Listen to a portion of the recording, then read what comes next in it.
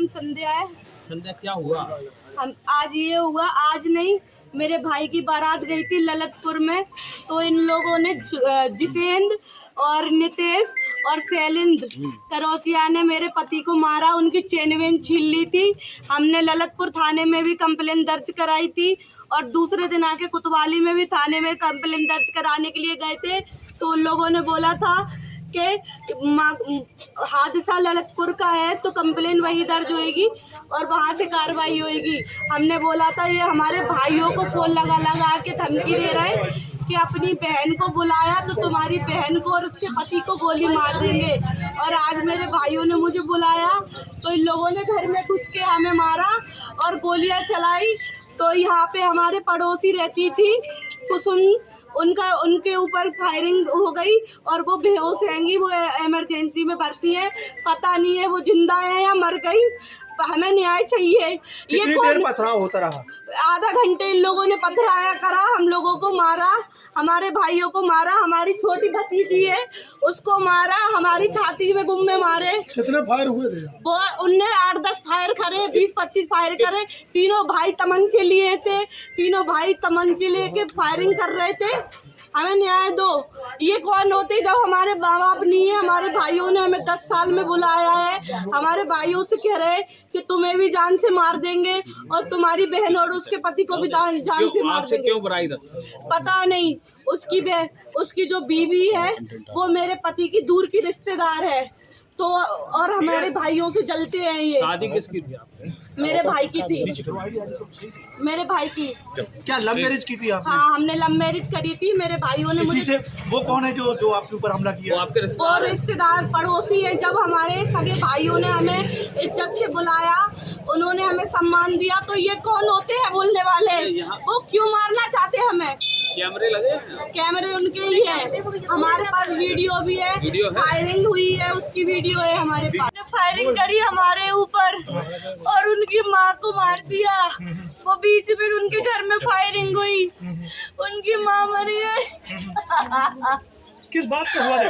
वो हमें मारना चाह रहे थे। क्यों?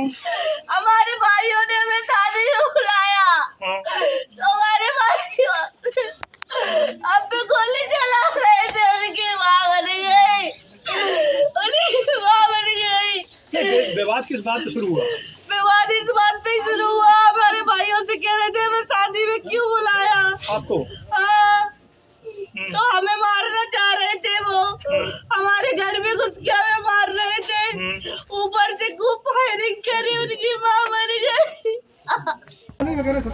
आज थाना कोतवाली क्षेत्र के अंतर्गत ये भांडेरी मोहल्ला से एक सूचना प्राप्त हुई कि दो पक्षों में आपस में झगड़ा हो रहा है और गोली चलने की सूचना प्राप्त हुई। इस पर तत्काल पुलिस मौके पर आई तो ये ज्ञात हुआ कि यहाँ पर ये जितेंद्र वाल्मीकि और अमित वाल्मीकि, जो दोनों ही परिवार आपस में रिश्तेदार भी हैं, इनका परिवार शादी के लिए ललितपुर गया हुआ था।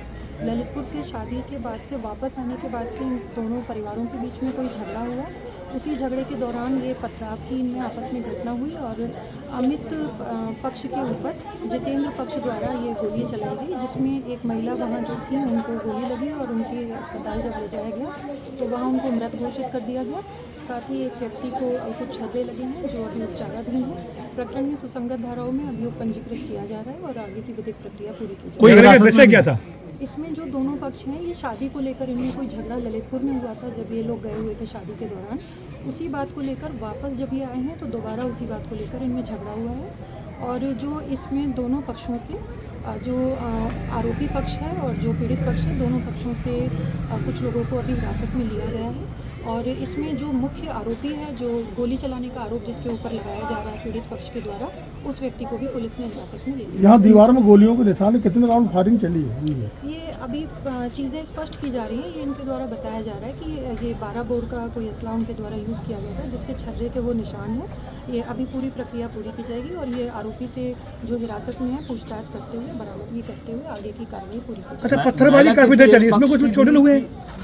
पत्थरबाजी चली है, उसमें कई लोग चोटिल हुए हैं, वो कितने हैं? हाँ, उसमें अभी दोनों पक्षों की ओर से जब इनमें आपस में टकराव हुआ है तो उसमें कई लोग चोटिल हैं जिनको उपचार के लिए भेजा गया। मैम एक बात और निकल के आ रही जो मृतक का है और जो दूसरा का इंजर्ड है जो वो दोनों पक्षों की तरफ से नहीं थे। ये जो महिला है इनका जो जिस पक्ष के ऊपर ये पथराव किया जा रहा था उसके पड़ोस में उनका मकान बना हुआ था और वो अपने गेट पर खड़े होकर ये देख रही थी। उसी दौरान जो फायरिंग हुई तो फायर वो उनको लगा और उससे वो घायल हुए जिसे अस्पताल ले जाया गया और वहाँ मृत घोषित कर दिया। ठीक है।